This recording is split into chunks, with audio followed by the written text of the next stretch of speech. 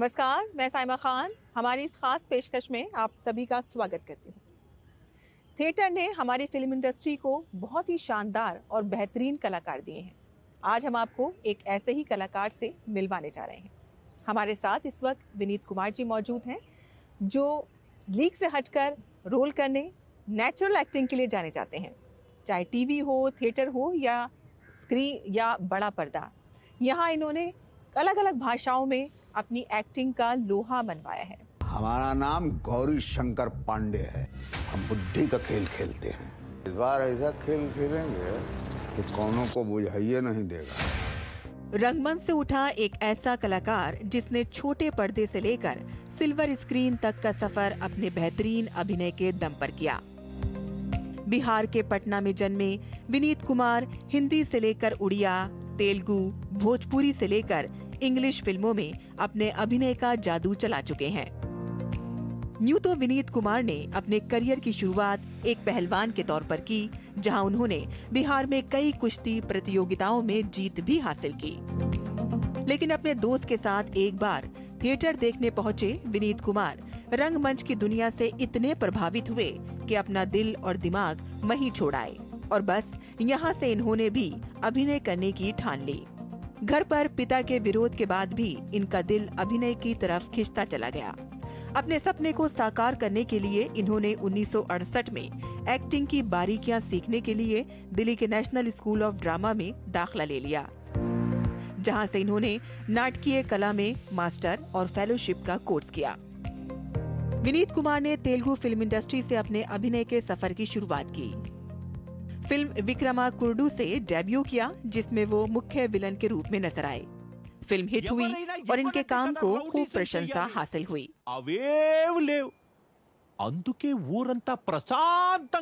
जिसके बाद इन्होंने ध्रुव काल से बॉलीवुड का सफर शुरू किया। हिंदी सिनेमा में इन्होंने ये दिल, सोच, कच्चे धागे, शूल से लेकर मसान और राम प्रसाद की 13वीं जैसी फिल्मों में अपनी गहरी छाप छोड़ी है। अच्छा भला गानों अच्छा भला सुना। हम तो सबसे पहले आए थे। हाँ 5-7 मिनट पहले आ गए। हम भी तो 13 दिन होंगे ना। अरे मामा जी, 31 दिसंबर को लोग जश्न मनाएंगे और अगले दिन नए साल की शुरुआत किसी की 13वीं से करेंगे क्या? मेरा दिन भी नहीं गुजरेगा। निर्देशक नीरज देवन की फिल्म मसान में विनीत कुमार विकी कौशल के पिता के किरदार में नजर आए, जहां इन्होंने अपने भावनात्मक अभिनय से सभी को प्रभावित किया। यहाँ एक पेशेवर दाह संस्कारकर्ता के रूप में उनकी भूमिका के लिए उन्हें शानदार करार दिया गया। मसान को 2015 के कांस फिल्म फेस्टिवल में अनसर्टन रिगार्ड सेक्शन में प्रदर्शित किया गया और फिल्म ने 2 पुरस्कार जीते। कॉमेडी शो लापतागंज में अपने निभाए कछुआ चाचा के किरदार को निभाकर वो सुर्खियों में आए और यहाँ से उनके करियर को नई उड़ान मिली। वहीं विनीत कुमार ने जब OTT पर कदम रखा तो यहाँ भी इन्होंने अपने अभिनय से सभी को प्रभावित किया। वेब सीरीज महारानी में इनके रोल को जबरदस्त लोकप्रियता हासिल हुई। यहाँ उन्हें काला नाग के किरदार से पहचाना गया। उनके बेहतरीन अभिनय की बदौलत ही वो इस सीरीज के दूसरे सीजन में भी गौरी शंकर उर्फ काला नाग के किरदार में नजर आए। बुद्धिमान जहाँ पैर रखने में डरता है, मूर्ख वहाँ सरपट दौड़ लगा देता है। वहीं अजय देवगन स्टारर भोला में इनके निभाए खूंखार निठारी के किरदार को भला दर्शक कैसे भूल पाएंगे। करोड़ों कमाल दबाए बैठी है आराम से, और तुम क्या दे रही है? वो क्या हमें दे दो। तुम बताओ तुम क्या चाहिए? अरे कहा नाम है रे तुम्हारा मरदवा? पहले कभी दिखे नहीं? दिखे होते तो तू नहीं दिखता।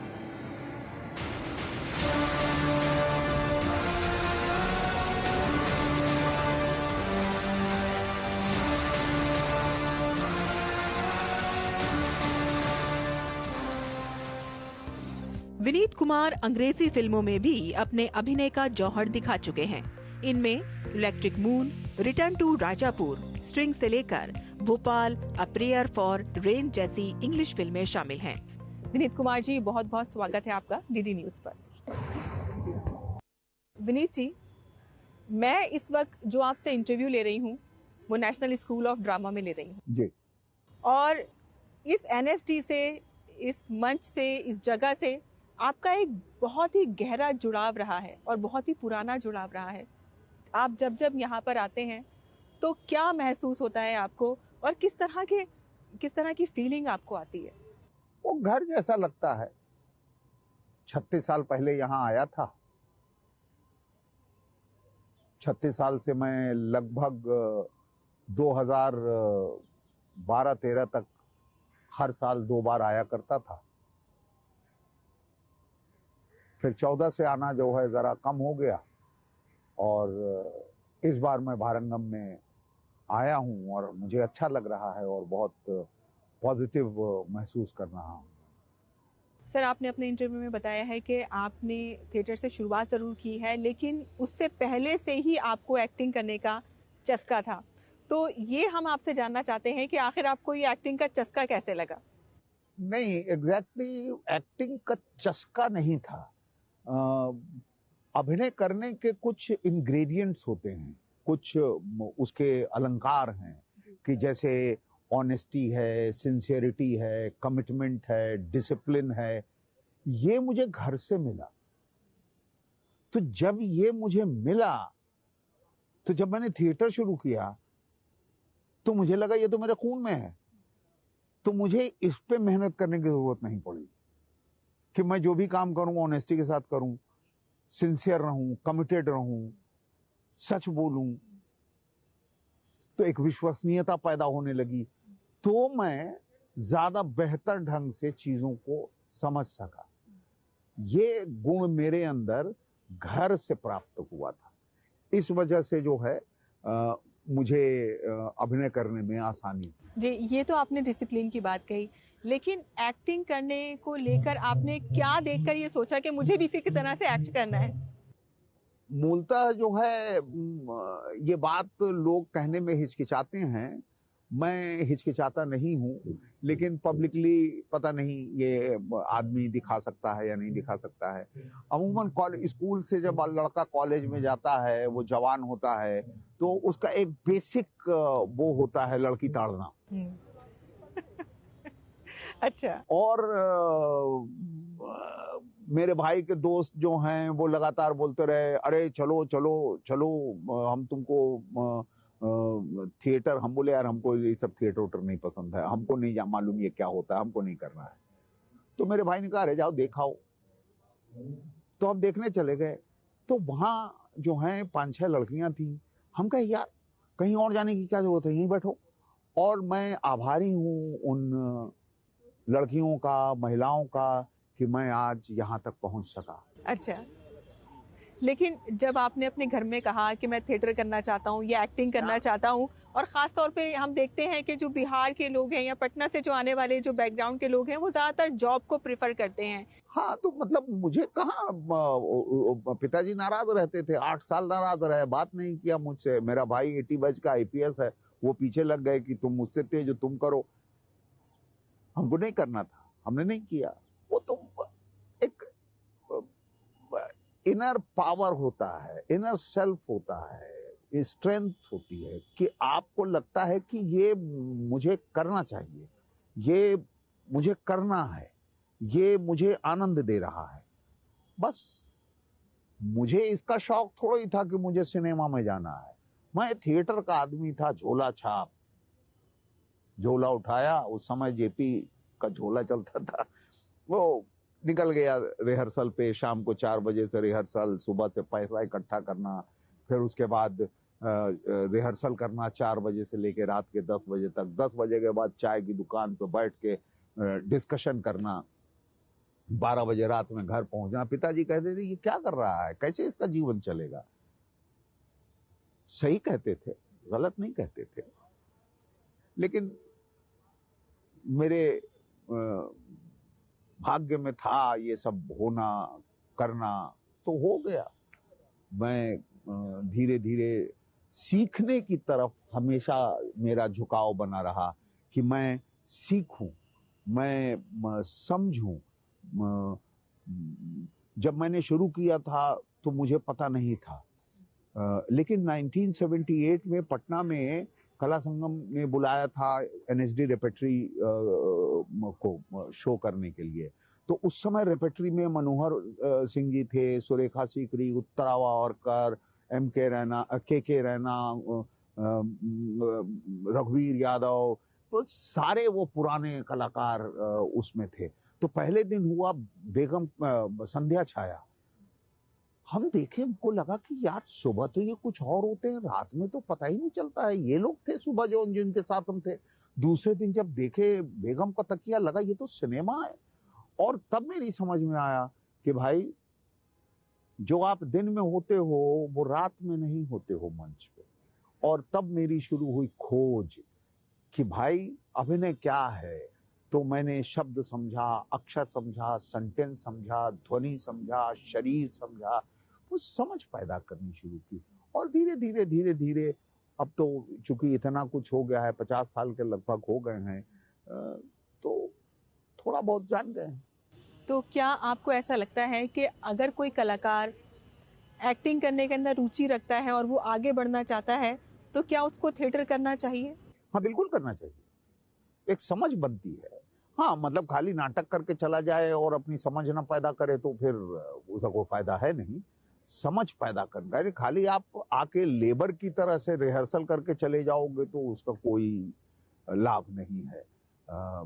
कि जैसे रट्टा मार के आपने एग्जाम दे दिया, एग्जाम देने के लिए आपको समझना पड़ता है कि वो जब आपको समझ में बात आती है कि अच्छा ये कहा क्या जा रहा है, तो दो तरह से एग्जाम देते हैं लोग। एक एग्जाम देते हैं कि क्वेश्चन का रट्टा मार लिया और जाके इम्तिहान दे दिए, आ गया तो पास कर गए, और दूसरा अपने सब्जेक्ट को समझते हैं और इम्तिहान देते हैं। तो ये दूसरे तरीके से जो है आप थिएटर करोगे तो आपको लाभ होगा। और थिएटर करके अगर आप अभिनय समझते हो, अभिनय करते हो और जब आगे बढ़ने की बात करते हो, तो इसका मतलब ये नहीं कि आपके भाग्य में जो है आप भाग्य खरीद लिए कि आप हिट हो गए। हिट होना समय है, और वो समय अगर आपका लिखा होगा तो आएगा, नहीं तो आप काम जानते रहोगे, काम करते रहोगे, लेकिन पॉपुलर नहीं होगे। तो ये सब सच्चाइयां हैं। मैंने आपके बारे में पढ़ा था जिसमें आप ये बता रहे थे कि आपके अंदर ऑब्जर्वेशन की पावर बहुत ज़्यादा थी और उसमें ज़्यादा आप रुचि रखते थे, जो एक एक्टर को होनी चाहिए। बिल्कुल होनी चाहिए। देखना और सुनना, ये दो बहुत महत्वपूर्ण सी चीज है। ये दोनों शुद्ध रूप से होना चाहिए कि अगर आप किसी को देख रहे हैं तो सिर्फ देखें, जजमेंट ना करें। जजमेंट करेंगे तो उसका इंटरप्रिटेशन आपके दिमाग में छपेगा। सुने तो सिर्फ सुने, जजमेंट ना करें उसका, वरना उसका इंटरप्रिटेशन आ जाएगा और उसके बाद आप दूसरे ढंग से उसको इंटरप्रेट नहीं कर पाएंगे। तो शुद्ध रूप से सिर्फ देखें कि आपने एक चीज देखी, वो हम भूल गए। शुद्ध रूप से देखना, शुद्ध रूप से सुनना, ये बहुत जरूरी है अभिनेताओं के लिए कि वो देखे और सुने। आपने अलग अलग भाषाओं में सिनेमा किया है, और कोरोना काल के बाद जिस तरह से हम देखते रहे हैं कि साउथ फिल्म इंडस्ट्री जो है उसको काफ़ी लोकप्रियता मिली है, सिर्फ यहाँ ही नहीं बल्कि इंटरनेशनल प्लेटफॉर्म में भी साउथ फिल्म इंडस्ट्री बहुत ज़्यादा अच्छा कर रही है। पैन इंडिया एक तरह से बहुत ज़्यादा फेमस हो गया है, तो इसको आप किस तरह से देखते हैं? नहीं, वो पहले से ही फेमस थे, पहले से फेमस थे। वो एक होता है कि धीरे धीरे आप तक वो चीजें पहुंचती हैं। आप देखेंगे कि साउथ की फिल्में जो हैं वो हिंदी में डब होके आने लगी है ना जी। लगभग पिछले 15 सालों से या 20 सालों से, लगभग 2002-3 से जो है साउथ की फिल्में, छोटी छोटी फिल्में डब होके आने लगी और लोगों को वो फिल्म मजेदार लगने लगी। टीवी पे देखते हैं, है ना, अब टीवी पे देख देख के जो है उसका मजा लेने लगे। और धीरे धीरे हालत ये हो गई कि लोगों को लगने लगा कि यार ये हिंदी से अच्छा है, हिंदी से अच्छा है। तो आपको ऐसी क्या बात लगती है, आप ऐसे कह रहे हैं ना हिंदी से अच्छा है? भाई मेरे, क्योंकि वो जमीन की कहानी कहते हैं अपनी, हम जमीन की कहानी नहीं कहते हैं। हिंदी फिल्मों में जमीन की कहानी कहाँ कही जाती है, हम लोग तो फेरी टेल बनाते हैं। आजकल हम देख रहे हैं कि OTT भी मनोरंजन के लिए एक बेहतर प्लेटफॉर्म साबित हो रहा है, और जहां पर हम देखते हैं कि कई कलाकार ऐसे हैं जो बहुत अच्छा कर रहे हैं। आपने स्टोरी की बात की है, कहानी की बात की है, बहुत ही बेहतरीन कहानियां वहां पर देखने को मिल रही हैं, स्टोरी देखने को मिल रही है। और थिएटर के भी कई एक्टर हैं जो OTT पे बहुत अच्छा परफॉर्म कर रहे हैं। OTT को आप किस तरह का मानते हैं? OTT कुछ नहीं है, फिल्म का एक्सटेंशन है। टेलीविजन क्या है? कहानी है। टेलीविजन में कहानी बताई जाती है, हम कहानी रेंडर करते हैं। एक कहानी को हम जो है एक्सप्लोर नहीं करते हैं, रिपीट करते रहते हैं कि वो वहां जा रहा था, दूसरे आदमी ने भी कहा अरे हाँ वो वहां जाता हुआ दिखा, तीसरे ने कहा हाँ हमने देखा कि वो जा रहा था, वो जा रहा था, वो जा रहा था। पूरे एपिसोड में पता चला कि ये बात हुई कि वो जा रहा था, और हमें लगा कि अच्छे वो जा रहा था तो कहां जा रहा था। अब अगला एपिसोड, उसमें कहानी कही जाती है, उसका कंटेंट क्या है ये आपको नहीं पता होता है। अब सिनेमा है, सिनेमा विजुअल है, उस विजुअल को एक्सप्लोर करके एक कहानी तैयार की जाती है जो 2 घंटे की होती है। OTT जो है उसी कहानी को एक्सपैंड करता है। तो इसीलिए OTT पे जो चीजें आती हैं वो आपको सिनेमा की तरह दिखती हैं, क्योंकि वो लिमिटेड है। इसीलिए वो टेलीविजन सीरियल से अलग है, इसीलिए वो जो है कसा हुआ है, इसीलिए जो है वो मनोरंजक भी है। तो ये जो OTT पे जो सारी चीजें हो रही हैं, चूंकि वो एक्सपैंड किया हुआ है तो उसमें ढेर सारे एक्टर्स की जरूरत पड़ती है, क्योंकि अगर वो एक्टर्स ना हो तो वो कहानी होल्ड नहीं करेगी। तो इसीलिए जो है थिएटर के या और भी जो लोग हैं, नए लड़के जो अच्छा कर रहे हैं, वो सब उसमें आ रहे हैं। और तो यानी कि आप ये मानते हैं कि OTT ने एक बेहतर प्लेटफॉर्म हाँ, एक दिया है लोगों को प्लेटफॉर्म है। एक्टिंग का भी और स्टोरी टेलिंग। भाई देखिए, बेहतर कब बेहतर नहीं रहता है, हम तो इसी का इंतजार करते रहते हैं। हम कहते हैं ये बेहतर है, पता चलता है 4 दिन बाद वो बेहतर नहीं रहा। अब क्या करें? ऐसी ढेर सारी चीजें हैं जो OTT प्लेटफॉर्म पे प्रॉब्लम क्रिएट करती हैं। मैं यही कहने वाली थी कि गाली आप बकते रहते हो। अब मैं भी गाली बकता हूँ। जब महारानी मैं करता हूँ, उसमें जो मैं काला नाग करता हूँ उसमें मैं गाली बकता हूँ, किसी को आपत्ति नहीं होती है। आपत्ति तब होती है जब आप टिटलेट करने के लिए गाली बकना शुरू करते हो, या आप ऐसे दृश्य दिखाते हो जिससे कि सेक्सुअल वो कॉनोटेशंस जो हैं कि वो टिटलेट करे। ये गलत है। समस्या यहाँ होती है कि जो लोग काम अच्छी तरह से नहीं कर सकते हैं, वो लोग इन सारी चीजों का इस्तेमाल करते हैं। बिला वजह गाली देने की जरूरत क्या है? जरूरत है तो आप कीजिए, नहीं जरूरत है तो प्रॉब्लम है। अच्छा सर, आपके रोल्स के बारे में बात करेंगे कि आपके सबसे ज्यादा आपको कौन सा रोल जो है वो पसंद आया अपने ऊपर, ये भी लोग जानना चाहते हैं। आपने बहुत से अच्छे कैरेक्टर्स किए हैं, कौन सा सबसे ज्यादा रोल करते हुए आपको बहुत ज्यादा मजा आया और बहुत अच्छा लगता है आपको? कुछ नहीं। मेरा मानना है कि अभिनेता जब कोई एक चीज कर लेता है, उसके बाद वो डस्टबिन में चला जाता है, कूड़ेदान में। अगर वो उसे याद रखता है, इसका मतलब अगली बार भी वो वही करेगा। ये बहुत बड़ी सीख दी आपने। अब बड़ी सीख हो छोटी सीख हो उससे मतलब नहीं है, यही मेरा जीवन है, इसलिए मेरे लिए बेहतर कुछ नहीं है। अगला देखो, अगर आता है तो अगला उससे बेहतर करो, उसके बाद उससे बेहतर करो। जो चीज कर चुके हो उसे ध्वस्त करो, उसे दफनाओ, तभी नया कर पाओगे। नया खोजने के लिए पुराना भूलना पड़ता है, पुराना किया हुआ भूलना पड़ता है, अभ्यास नहीं भूलना है, अभ्यास लगातार करते रहना है। नहीं, मतलब कोई तो कैरेक्टर ऐसा होगा जिसको करते हुए आपने बहुत एंजॉय किया होगा। बकवास, सब घटिया, अच्छा आने वाला है। अच्छा, फ्यूचर के प्लान्स आप बता दें अपने। फ्यूचर का कोई प्लान नहीं है।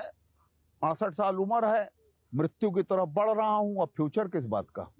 जी विनीत जी, बहुत बहुत शुक्रिया दूरदर्शन की टीम से बात करने के लिए, और आपसे बात करके हमें बहुत अच्छा लगा। Thank you. और अब हम बात करेंगे मिस वर्ल्ड प्रतियोगिता की। भाजपा का राष्ट्रीय अधिवेशन आज से शुरू हो रहा है, और इस 2 दिवसीय अधिवेशन की अगर बात की जाए तो बीजेपी अध्यक्ष जेपी नड्डा फिलहाल अभी इसको संबोधित कर रहे हैं। जमानत बचाने के लिए चुनाव लड़ते थे, हमने इमरजेंसी भी देखी, संघर्ष भी देखा। हमने चुनाव में जीतने की प्रक्रिया, हारने और जीतने की प्रक्रिया भी देखी। लेकिन हम सबको बहुत ही खुशी है कि पिछला दशक जो गुजरा है वो प्रधानमंत्री मोदी जी के नेतृत्व में उपलब्धियों भरा है, उपलब्धियों से भरा हुआ है। ये हम सब के लिए बहुत ही खुशी का विषय है और बहुत ही खुशी के साथ मैं आप सबके साथ शेयर करता हूं। मित्रों, प्रधानमंत्री मोदी जी के नेतृत्व के कारण पार्टी की साख, पार्टी को लोगों ने आत्मसात और लोगों ने जिस तरीके से स्वीकारा है वह भी हम सबके सामने है। 2009 के चुनाव में भारतीय जनता पार्टी को जहां देश का 18.8% का समर्थन मिला था, वहीं 2014 में मोदी जी के नेतृत्व में भारतीय जनता पार्टी 31.3% पर पहुंच करके खड़ी है। और 2019 में हमने अपना ही रिकॉर्ड तोड़ा। जहां 282 से 303 सीटें आई, वहीं हम 31% से बढ़कर 37% हमारा वोट शेयर बढ़ा। यह भी हमको ध्यान में रखना चाहिए। हमारी जीत की श्रृंखला लगी और हमने जीतने की जो पारी थी उसको खेलना शुरू किया।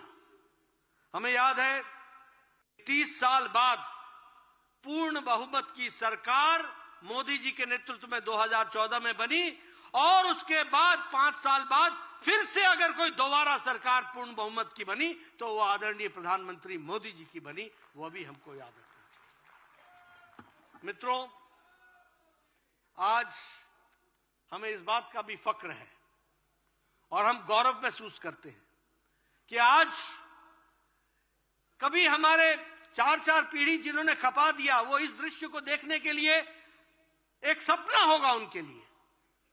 आज हमारा अधिवेशन नहीं, महाधिवेशन हो जाता है। राष्ट्रीय परिषद नहीं, वो महाधिवेशन हो जाती है। और हमारा सम्मेलन नहीं, हमारा सम्मेलन सभा में, जनसभा में बदल जाती है। यह हमारी परिस्थिति आज आकर के खड़ी है और हम आज विश्व की सबसे बड़ी पार्टी बनकर के खड़े हुए हैं। वर्ल्ड्स लार्जेस्ट पॉलिटिकल पार्टी के रूप में खड़े हुए। 2014 से पहले हमारे सिर्फ 5 सरकारें थी, जहां 5 प्रदेशों में सरकारें थी और लंबे समय तक हम 5-6 पर रुके हुए थे। लेकिन 2014 के बाद आपको जानकर के खुशी होगी कि आज एनडीए की 17 प्रदेशों में सरकारें हैं और 12 प्रदेशों में विशुद्ध भारतीय जनता पार्टी की सरकार है। हम उस समय 2014 से पहले लगभग 17.5 की जनसंख्या का प्रतिनिधित्व करते थे। आज हम 58% की जनसंख्या पर प्रतिनिधित्व करते हैं। ये भारतीय जनता पार्टी की सरकारों का और आदरणीय प्रधानमंत्री मोदी जी के कारण हुआ है। आज तो सीधे तौर पे बीजेपी अध्यक्ष जेपी नड्डा का यही कहना कि जो अधिवेशन है राष्ट्रीय अधिवेशन नहीं बल्कि एक तरीके से महाधिवेशन है, क्योंकि विश्व की सबसे बड़ी पार्टी बनकर उभरी है बीजेपी यानी भाजपा। उन्होंने कहा कि प्रधानमंत्री के नेतृत्व में लगातार ना सिर्फ देश आगे बढ़ रहा है, पिछले 10 सालों में कई उपलब्धियां जो हैं वो अर्जित की गई हैं, बल्कि इसके साथ साथ कोशिश यही की जा रही है कैसे एक नई छवि जो है, एक विकसित भारत की जो छवि है उसको जल्द से जल्द हम अपना सकें और विकसित भारत बना सकें। अब आइए देखते हैं हमारा कार्यक्रम सिनेमा की। और अब हम बात करेंगे मिस वर्ल्ड प्रतियोगिता की। मिस वर्ल्ड का कंपटीशन इस बार भारत के लिए खास होने जा रहा है, क्योंकि मिस वर्ल्ड प्रतियोगिता की मेजबानी इस बार भारत करने जा रहा है। जी हाँ, आपने बिल्कुल सही सुना। अगले ही महीने 71 से ज्यादा देशों की सुंदरियां आपको इस कंपटीशन में नजर आएंगी। और इसके लॉन्चिंग के मौके पर हमारी संवाददाता रजनी सेन ने पूर्व मिस वर्ल्ड और एक्ट्रेस मानुषी छिल्लर से खास बातचीत की है। आइए आपको दिखाते हैं। हरियाणा को आपने रिप्रेजेंट किया है। आप एक ऐसी लड़की हैं जिन्होंने अपनी ब्यूटी से ही नहीं अपने ब्रेन से भी दुनिया को दिखा दिया है कि भारतीय लड़कियां क्या कर सकती हैं। तो अब मनुष्य और क्या करने वाली हैं? क्या कभी अपने नाम के आगे आप डॉक्टर मिस करती हैं? वैसे डॉक्टर मैंने MBBS फिनिश नहीं की थी, तो शायद डॉक्टर कभी था नहीं मेरे नाम के आगे। क्या पता मैं PhD करके लगा लूँ, my parents will not like it, but लेकिन नहीं, मैं शायद मेरे लिए एक टाइटल से ज़्यादा वो एक लाइफस्टाइल था, वो एक वर्ल्ड था जिसमें मैं बड़ी हुई हूँ। तो मैंने वो वर्ल्ड देखा है और वो मेरे हमेशा बहुत करीब रहेगा, क्योंकि मेरे पेरेंट्स डॉक्टर्स हैं, मेरी फैमिली में इतने सारे लोग डॉक्टर्स हैं, तो मैं हमेशा उसका पार्ट फील करती हूँ आज भी। But at the same time मैं बहुत खुश हूँ जो मैं अपनी लाइफ में कर रही हूँ उससे। और जैसे कि आपने कहा कि हरियाणा की लड़कियों के बारे में बात करें, तो मैंने अपनी फैमिली में, मेरी मदर डॉक्टर हैं, मेरी जो ग्रैंड मदर हैं उन्होंने भी पढ़ाई की है, तो कहीं ना कहीं मैं उनकी जब बातें सुनती हूँ तो मुझे लगता है कि they are all strong women and मैं उनसे बहुत इंस्पायर हुई हूँ। तो यानी केवल ग्लैमर ही नहीं है, पढ़ाई भी बहुत ज़रूरी है, और जब आप एजुकेशन के अपनी मुट्ठी में कर लेते हैं तो दुनिया मुट्ठी में हो जाती है। एजुकेशन बहुत इंपॉर्टेंट है, सिर्फ डिग्री के लिए नहीं। देखिए मेरे पास डिग्री नहीं है, लेकिन मैं एजुकेशन को बहुत ज़्यादा इंपॉर्टेंस दूंगी और बहुत ज़्यादा श्रेय दूंगी अपनी लाइफ में, क्योंकि जब मैं मिस वर्ल्ड के स्टेज पे थी और जब मैं मिस इंडिया के स्टेज पे थी, ऐसा नहीं था कि मैं किसी ऐसे बैकग्राउंड से आई थी जहाँ पे मेरा इस तरह का एक पैजेंट में एक्सपोजर हुआ था। तो मेरे लिए मेरा कॉन्फिडेंस मेरा एजुकेशन ही था। आपसे सवाल है कि आप बहुत फिट हैं और यंग लड़कियां आपको देख रही हैं, यहाँ से क्या संदेश देना चाहती हैं कि जो परफेक्ट हेल्थ है उसकी क्या डेफिनेशन है आपके लिए? परफेक्ट हेल्थ एक बैलेंस होता है, चाहे वो आप जो खाना खाते हैं, आपका जो न्यूट्रिशन है, सिर्फ खाना ही नहीं, आप जो भी आप कंज्यूम करते हैं, क्वालिटी ऑफ एयर जो आप you breathe in from water जो आप यू आर ड्रिंकिंग, उसके साथ ही आप किस तरह से फिजिकल एक्टिविटी क्या करते हैं, आप कब सोते हैं, कितना सोते हैं, आप किस तरह के थॉट्स को अपने माइंड में रखते हैं, और आपकी किस तरह से रिलेशनशिप्स हैं दूसरे लोगों के साथ। आई थिंक सब चीज़ों का कॉम्बिनेशन आपकी फिटनेस और हेल्थ को डिटरमाइन करता है। आखिरी सवाल है आपसे, आपने इस ताज को पहना है, उसकी जिम्मेदारी भी महसूस की है, जो आने वाली है मिस वर्ल्ड, उनको क्या कहना चाहेंगे? मैं उन्हें यही कहना चाहूँगी कि ये एक बहुत ही बड़ी अपॉर्चुनिटी है और बहुत ही बड़ी ब्लेसिंग है लाइफ में। इसको इंजॉय करो, क्योंकि ये बहुत जल्दी निकल जाएगा, but at the same time जो भी आप यहाँ सीखोगे, आप जो भी करोगे, आप ये याद रखिए कि आप सिर्फ अपने आप को नहीं, आप एक बहुत बड़ी टाइटल को रिप्रेजेंट कर रहे हो, तो वो रिस्पॉन्सिबिलिटी हमेशा याद रहे, and don't forget to enjoy, you have to enjoy every minute of it. बहुत बहुत शुक्रिया मनुश्री, हमसे बात करें। Thank you so much. तो सिनेमा की दुनिया में आइए अब देख लेते हैं कि सिनेमा जगत में और क्या कुछ अपडेट चल रहा है।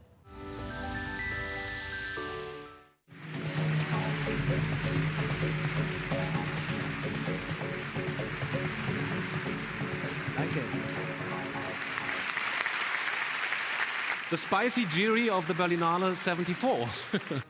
Das ist jetzt der wichtigste Moment des Jahres. We herewith declare the 74th Berlinale officially open. 74वां बर्लिन फिल्म महोत्सव शुरू हो चुका है। इस वर्ष कुल 20 फिल्म मुख्य प्रतियोगिता इकाई में शामिल हुई हैं और गोल्डन बेयर अवार्ड और सिल्वर बेयर अवार्ड जैसे प्रमुख पुरस्कारों के लिए प्रतिस्पर्धा करेंगी। The reality is very heavy these days. महोत्सव के लाइफ टाइम अचीवमेंट मानद गोल्डन बेयर पुरस्कार अमेरिकी निर्देशक, निर्माता एवं पटकथा लेखक मार्टिन स्कॉर्सेसे को प्रदान किया जाएगा। साउथ इंडस्ट्री के सबसे डैशिंग सुपरस्टार अल्लू अर्जुन ने फिल्म फेस्टिवल के रेड कारपेट पर दमदार एंट्री के साथ सबको हैरान कर दिया। उन्होंने अपनी all time blockbuster movie Pushpa the rising की स्पेशल स्क्रीनिंग में हिस्सा लिया।